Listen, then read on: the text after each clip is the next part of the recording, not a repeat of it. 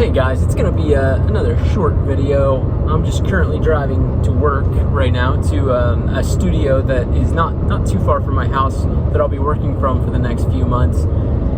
Oh yeah, last night was kind of an insane night. Isla, that's my daughter, for any of you that don't know, she got sick for the first time in her life. And that was quite an experience, to be completely honest with you. Man, it was terrifying. So anyways, that kind of threw off my plan to go on a long bike ride this morning, because we were up with her. I took her on a walk at like 4 something, which is nuts, but she wouldn't quit crying. So yeah, so I just decided to do that, and it worked, thank goodness. He put her back to sleep for a few minutes. Anyways, well, what I was going to talk to you about today on the video is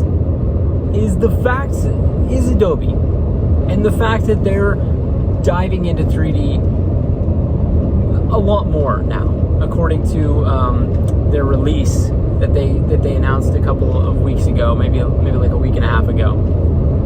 And I just haven't heard as much about this release as I would have thought. And I think it's kind of monumental, but I wanted to see what you guys think.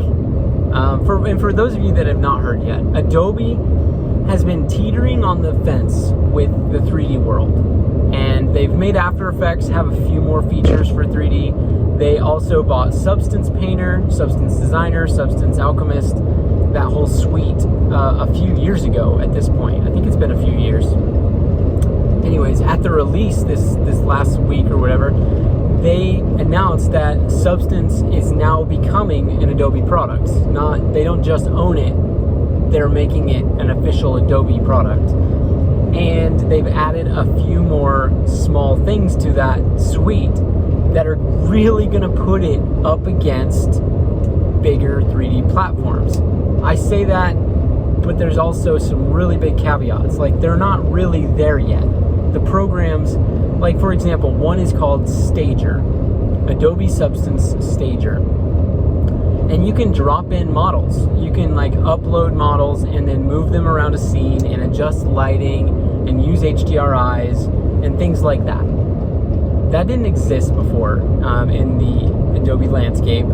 However, it's still very limited. Like, you can't design something in that space. You have to import something. Okay, but then they created something, and I'm not sure the exact title. I think it's called Adobe Substance Modeler. And that's a program where you can actually start to model some of these things. And I don't know how deep it's going to go. If it's going to be like basic Cinema 4D modeling, I don't know. Or if it's going to be targeted more towards like Gravity Sketch or even ZBrush, which, I mean, we all know it's not going to compete with ZBrush at this stage. I don't know.